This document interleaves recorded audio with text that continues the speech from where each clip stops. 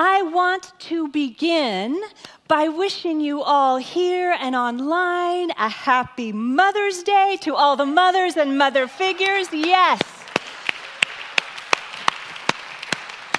All of you, however you mother, whether a baby, a grandbaby, a niece, a nephew, a neighbor, a fur baby, thank you for all you do and all you are in this world. Thank you, thank you, thank you. And for those of you for whom maybe this Mother's Day is difficult or painful or bittersweet for whatever reason, I offer you my deepest compassion, and I invite you to be gentle with yourself today. This is a beautiful day to step into the spiritual practice for all of us to consider what you can do to mother or to nurture yourself today. So I invite you into that. So, here's the deal. Uh-oh. There is so much going on in the world right now as it relates to women.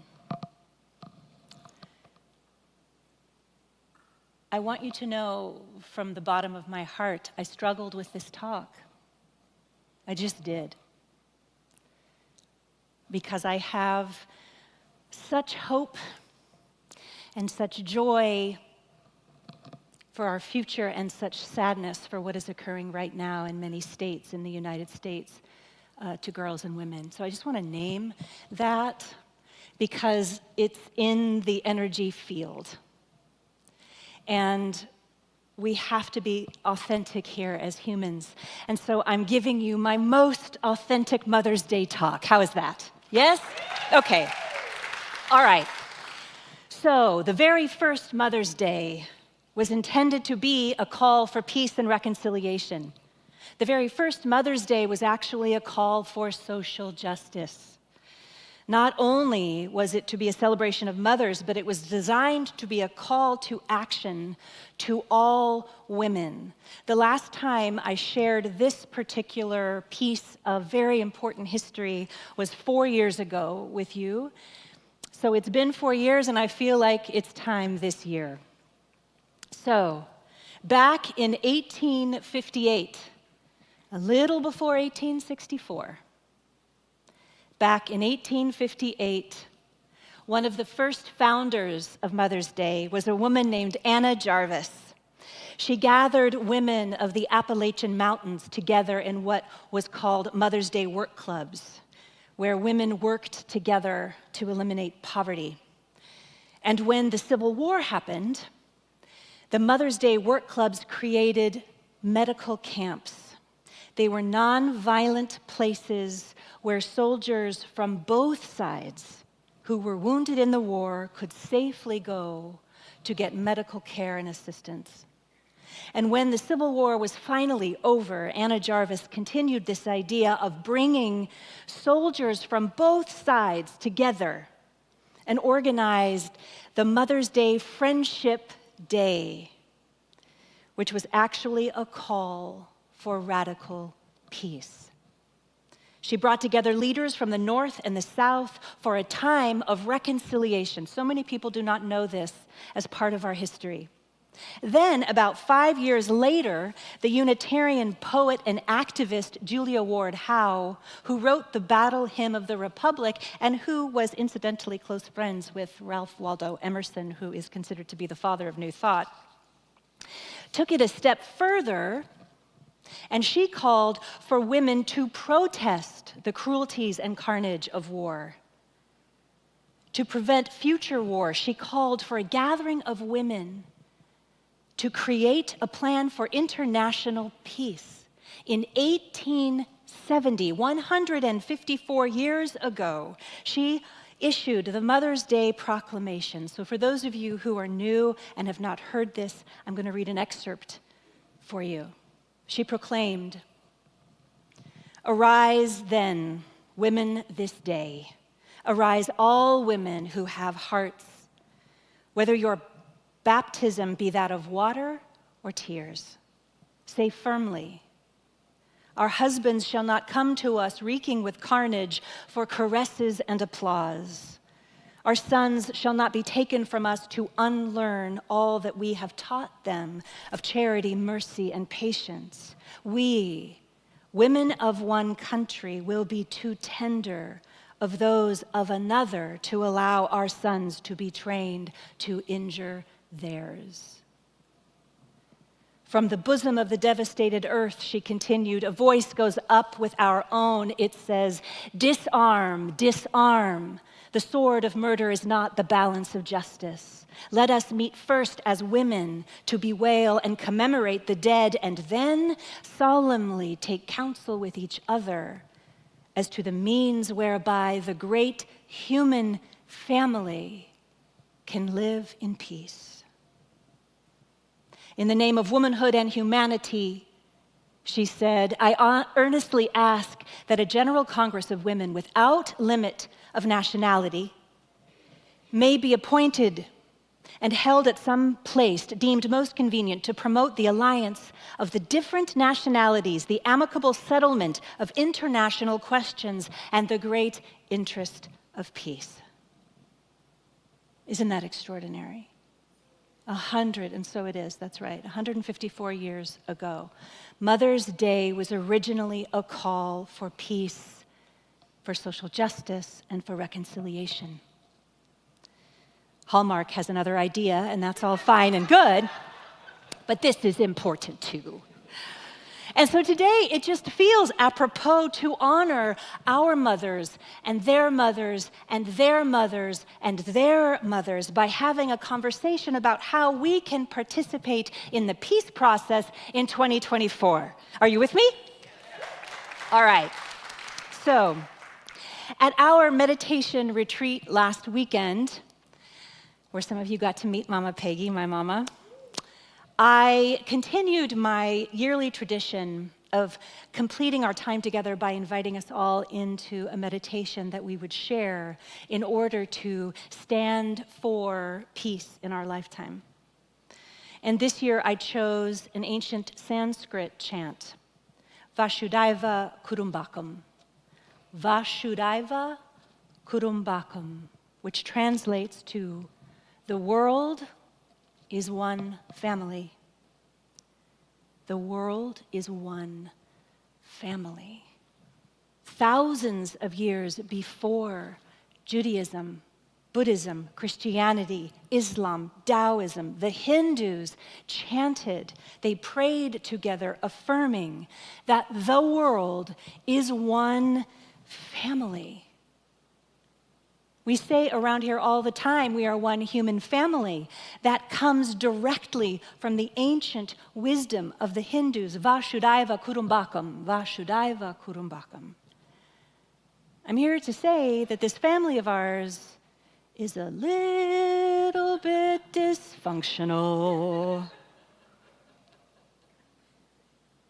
Often, when there is dysfunction in any sort of relationship, partnership, organization, it is because something is out of balance. Something is out of balance. There's an adjustment that is needed. There is a shift. There's something feels out of whack. And this misalignment causes chaos and acting out and confusion and pain. And the misalignment that I see right now in the family of our shared world is the need for balance. There is a profound lack of the embodied presence of the divine feminine on the world's stage and in the world's living rooms. And I believe we are all here in part to correct that, to realign what has gotten so out of alignment. Now, please hear me. When I speak about what is called the divine feminine or the sacred feminine, and the divine masculine or the sacred masculine, it is really important to hear me when I tell you that it has nothing to do with gender. That is a huge misconception of the idea of the divine feminine and the divine masculine. It's been hijacked into this binary. It has nothing to do with gender. To apply a gender to the divine feminine and the sacred masculine is the same or equivalent as gendering God. Do you see? It takes a while to unlearn God as a man in the sky. It takes a while to unlearn that the divine feminine has nothing to do with being female. The idea is that each of us, whatever our gender may be, ideally has an equal balance of both. It is an unskilled attempt at trying to simplify and compartmentalize something as complex as the energies that comprise human beings to say masculine and feminine. That is old-timey. It's the only way I can phrase it, right? We are past that. It's like trying to anthropomorphize or make human the ineffable. It's impossible. The ancient Chinese symbol of the yin-yang, or in the West known as the yin-yang, is an ancient tool that symbolizes the balance of needed, necessary energies, as you can see here. In order for us humans to function, we need a balance of yin and yang. Scholars date the yin-yang symbol and the concept all the way back to the Neolithic period, 3400 BCE. The yin-yang is also represented, if this is familiar to you, in the I Ching, or the Book of Changes. It's a Chinese divination text that dates back to 1000 to 750 BCE. It's still used today. This is ancient wisdom, the requirement of the yin-yang, the requirement of the balance of energies for peace and health and wholeness. In traditional Chinese medicine, yin-yang energies are at the core of all healing. Our bodies are made up of both yin and yang, and the two forces work together to create balance and harmony within us. Think about it for a moment. The necessity of light and dark, hot and cold, summer and winter, sun and moon, outward strength and inner calm.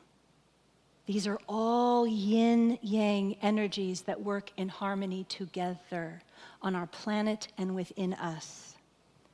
The planet is traditionally in yin-yang balance. However, as humans continue to pollute nature and raise the temperature of the planet, we are clearly disrupting this balance. Do you see? It is interesting to me that the disruption of the climate to such a degree that it is today is occurring as the profound awareness of toxic masculinity is becoming glaringly apparent here in the States and around the world. Those things are happening in concert. That cannot be an accident. I want to acknowledge that these things are creating this imbalance, and it's wanting to be healed. I want to acknowledge, too, that there is a beautiful amount of conscious work being done by many men on the planet right now. These men are awake. Let me tell you, they are awake. The fact that I can even use the phrase toxic masculinity, and you all know exactly what I'm talking about, is a sure sign of our growth. 154 years ago, it wasn't even named. It went unnamed. Remember, first we have to name something before we can transcend it.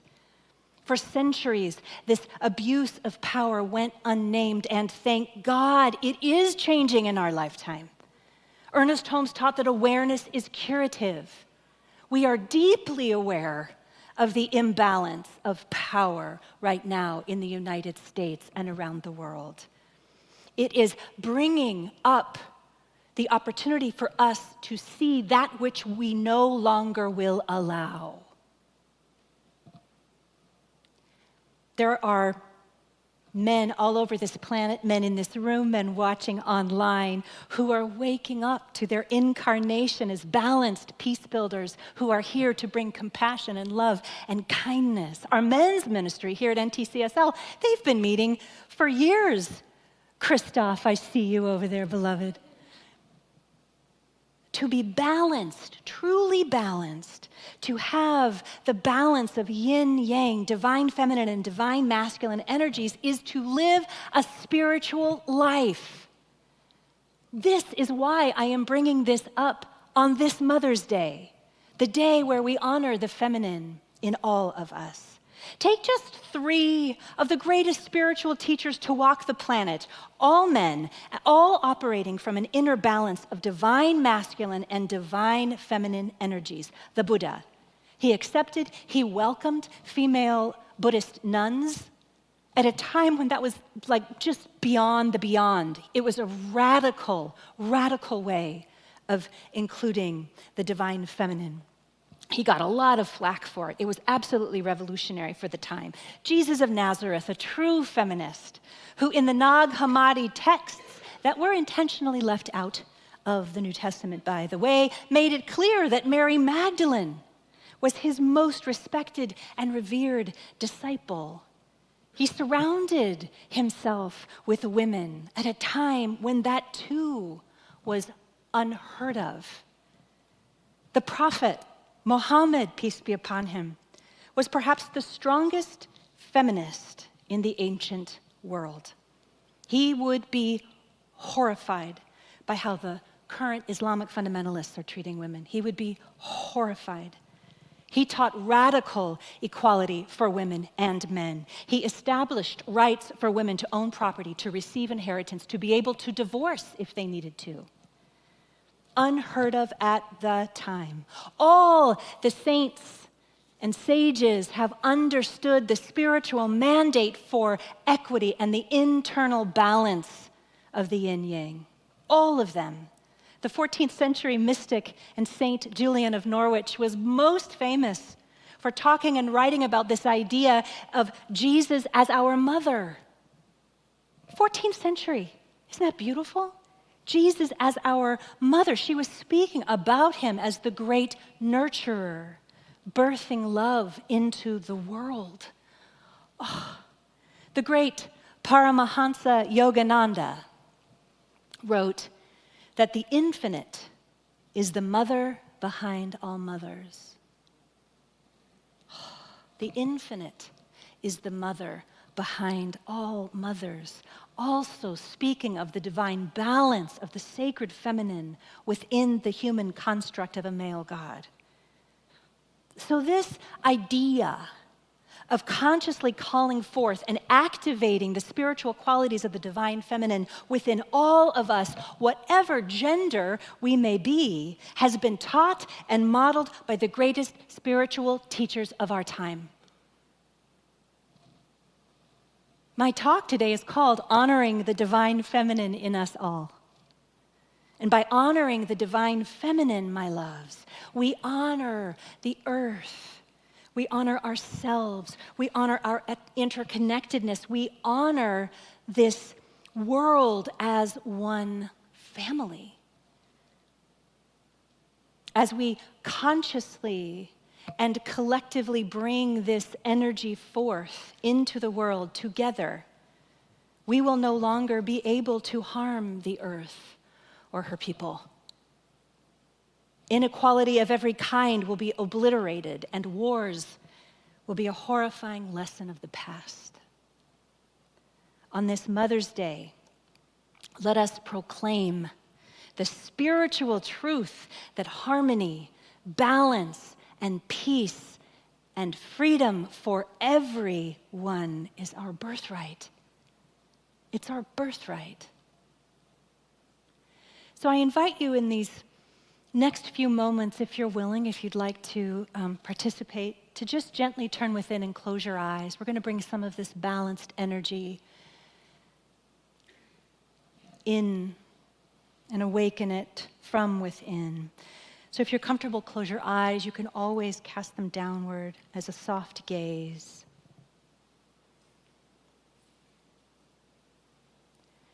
I invite you to just simply notice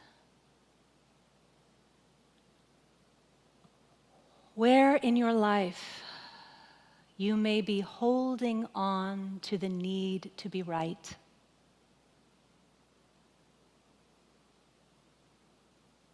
Where in your life can you soften your edges, allowing the grace and the wisdom of Sophia, the wisdom of the divine feminine, to be heard? What area of your life could use some softening, some allowing, some surrendering, some forgiving?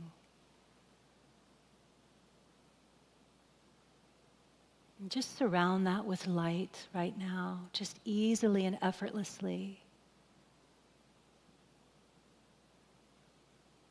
The question becomes, where in your own being are you engaged in some sort of war with yourself about something?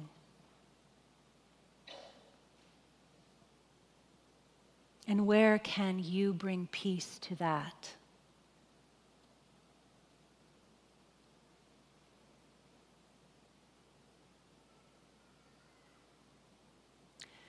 I invite you to finally allow compassion and self-love to be fully felt in your heart space, in your being.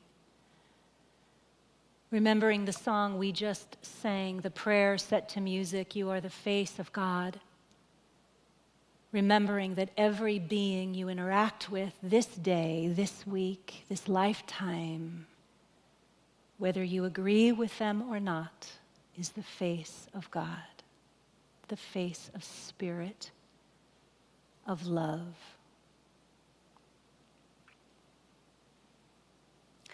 And so allowing this energy to buoy you, this influx and remembering of love and light within your being, I invite you to infuse this in all that you do this day, allowing love to lead the way, compassion to lead the way, forgiveness to lead the way, grace to lead the way.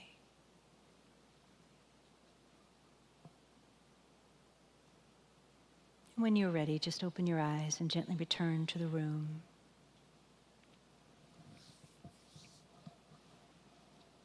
Let's all take a deep breath.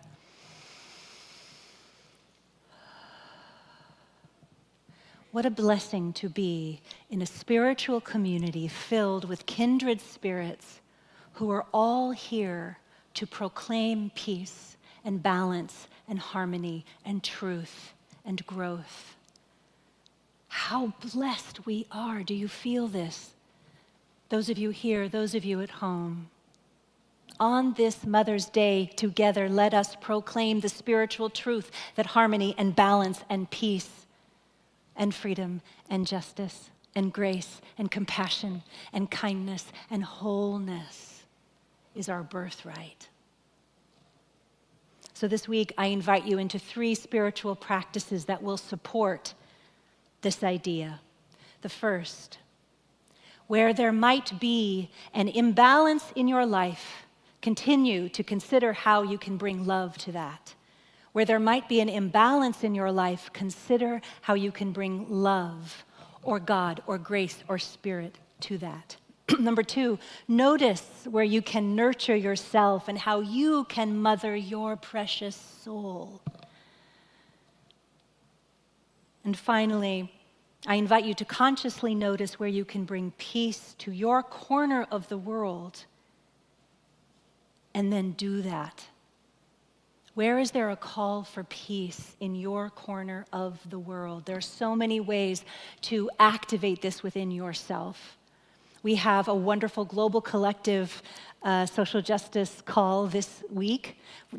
Barbara will share with you those details. There's many ways to participate in the peace process in your corner of the world, remembering once again that we are one human family and we belong to each other.